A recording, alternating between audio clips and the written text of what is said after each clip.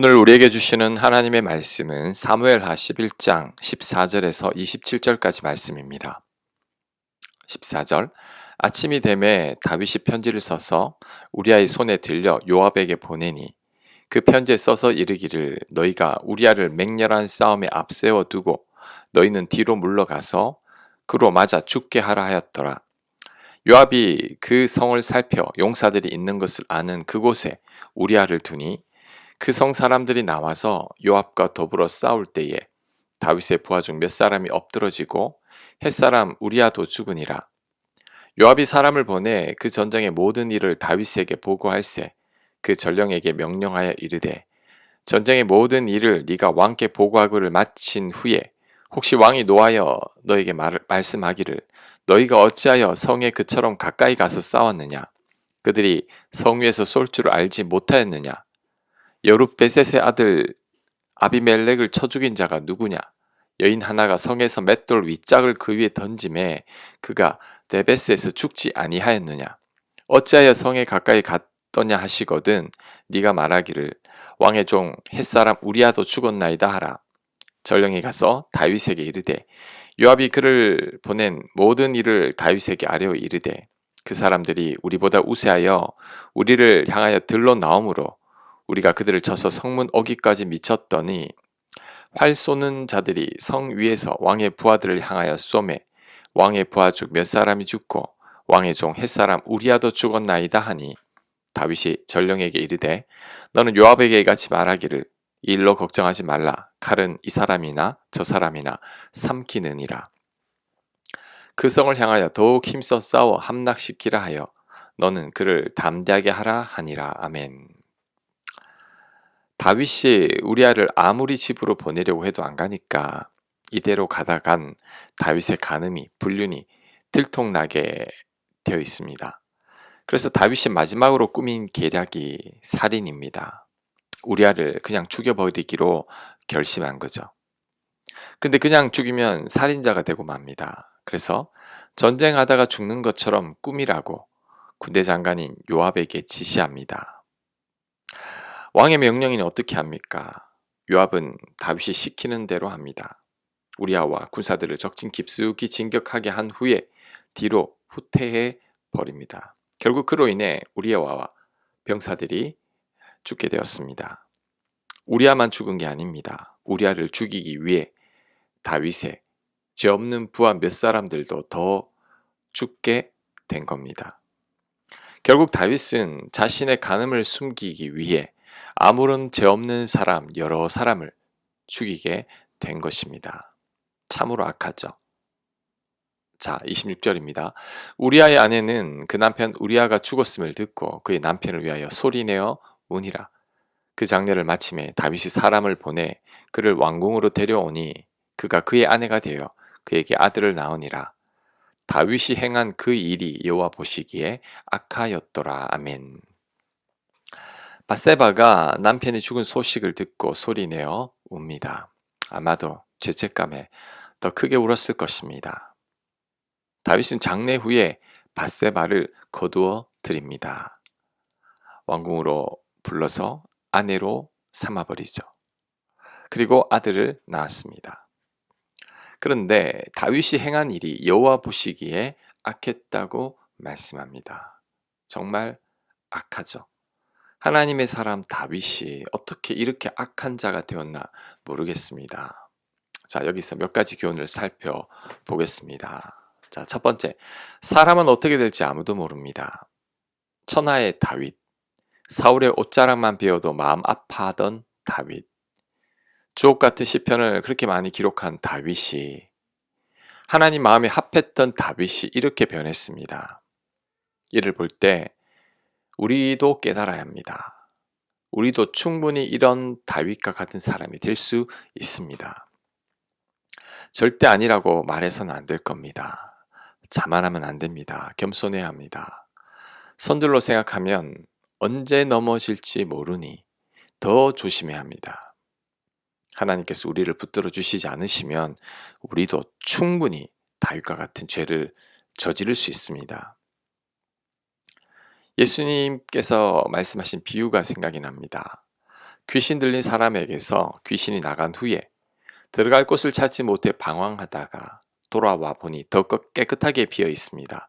그래서 7 귀신을 데리고 들어와서 그 사람이 이전보다 형편이 더 나빠졌다고 합니다. 자, 이것이 무엇을 의미하느냐 하면 우리가 늘 하나님 은혜 속에 있다가 그 은혜를 거두어가 버리면 이전보다 더 악해진다는 겁니다. 나를 붙드는 하나님의 손길이 없기 때문이죠. 다윗이 바로 그런 경우입니다. 늘 하나님의 영의 도움을 받다가 그것이 끊어지니 이렇게 악해지는 겁니다. 오히려 세상 사람들보다 더 악해지고 있죠. 그러니 우리들도 이렇게 될 수 있음을 기억해야 합니다. 간혹 가다가 보도되는 그리스도인들의 성적인 범죄나 그 외의 다른 범죄들을 손가락질만 할 게 아니라 우리 자신을 돌아보고 우리도 그럴 수 있음을 깨달아야 합니다. 하나님께서 우리를 붙들지 않으면 우리도 충분히 그렇게 될 수 있습니다. 천사에서 악마가 되는데 걸리는 시간은 순식간입니다. 우리도 충분히 다윗과 밧세바가 될 수 있습니다. 그러니 늘 겸손한 마음으로 하나님만을 꼭 붙들어야 합니다. 그래야 그나마 죄를 이길 수 있습니다. 자, 두 번째 우리에게 주는 교훈은 믿음이 떨어지면 인간적인 방법이나 악한 방법을 생각하게 된다는 겁니다. 다윗은 사울을 2번이나 죽일 수 있었습니다. 그런데 안 죽였죠. 부하들이 죽이라고 해도 안 죽입니다. 사울을 죽이면 다윗의 도망자 생활은 끝입니다. 아주 쉬운 길이 바로 앞에 있는데도 다윗은 안 갑니다. 왜냐하면 다윗은 믿음으로 살고 있었기 때문이죠. 하나님을 의식하고 있었기 때문입니다. 하나님의 손길을 전적으로 믿었기 때문이죠. 그런데 오늘 본문을 보면 자신의 범죄를 은폐하려고 사람들을 함부로 죽이고 있습니다. 이처럼 우리들도 믿음이 떨어지면 우리 힘과 꾀로 뭔가를 자꾸 해보려고 합니다. 그것이 하나님의 방법이 아닌 것을 알면서도 행합니다. 세상적인 방법, 인간적인 방법을 다 동원합니다. 내가 정도를 걷지 않고 편법을 자꾸 쓰고 자꾸 타협하려고 할 때 깨달아야 합니다. 내가 믿음으로 살지 않고 있구나. 그때 빨리 돌이켜야 합니다. 우리는 좀 늦게 가더라도 믿음으로 살아야 합니다. 믿음의 사람은 머리를 쓰는 사람이 아니라 하나님의 손길을 기다릴 줄 아는 사람입니다. 자, 오늘 본문이 주는 마지막 교훈은 우리는 사람이 아닌 하나님 보시기에 선한 사람이 되어야 한다는 겁니다. 우리아의 장례를 마치고 다윗이 밧세바를 왕궁으로 데려왔다고 합니다. 그리고 다윗이 그 밧세바를 아내를 맞아들이고 불륜 가운데 가졌던 아들을 밧세바가 낳았습니다. 그런데 이 일이 여호와 보시기에 악했다고 말씀합니다. 우리에게는 이 사실이 가장 중요합니다. 사람 보기에 아무런 문제가 없다고 다 된 게 아닙니다. 하나님 보시기에 아무런 문제가 없어야 합니다. 다윗이 왕으로서 부하의 아내를 빼앗았고 그 부하를 죽이기까지 했습니다. 이때 요압 장군은 다윗의 모든 범죄를 알고 있었지만 모른 척하고 있죠. 막강한 권력을 가진 왕이니 그럴 수도 있다는 거죠. 하지만 하나님 보시기에는 아주 악한 행동입니다. 그렇다면 다윗의 행동은 정말 악한 겁니다. 100명의 사람이 다 괜찮다고 해도 하나님 보시기에 아니라면 우리는 뒤로 물러나야 합니다. 100명의 사람이 다 안 된다고 해도 하나님의 뜻이라면 우리는 행할 수 있어야 합니다. 이것이 믿음의 사람이죠. 과거의 다윗은 부하들이 다 사울을 죽이자고 해도 안 죽였습니다. 그때는 사람들의 말보다 하나님께서 자신을 어떻게 보느냐가 더 중요했기 때문이죠. 하지만 지금 다윗은 하나님께서 자신을 어떻게 보느냐는 안중에도 없는 사람입니다. 그냥 자기가 원하는 대로 하고 있습니다. 이것을 우리에게도 잘 적용해야 합니다. 우리의 행동이나 말이나 생각이 하나님 보시기에 어떠한지가 중요합니다. 하나님 보시기에 기뻐하지 않는 일은 뭘까요? 내가 하나님 앞에 왠지 찜찜하고 불편한 것은 뭘까요? 오늘 말씀을 잘 적용해서 하나님께서 기뻐하시지 않을 것 같은 일들은 돌이켜야 합니다. 더 이상 해서는 안 될 것입니다. 세상 사람들이 다 내 편을 든다고 해도 하나님 보시기에 선하지 않다면 내가 잘못하고 있는 겁니다. 남들이 다 괜찮다고 해도 우리는 그 사람들의 말을 들으면 안 됩니다.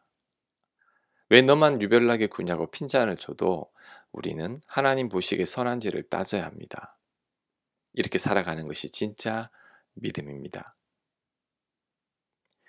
예전 TV 광고에 모든 사람이 예스라고 해도 나는 아니라고 말할 수 있어야 한다고 했는데 우리는 하나님의 뜻이 아니라면 남들이 모두가 예스라고 해도 우리는 노라고 할 수 있어야 합니다.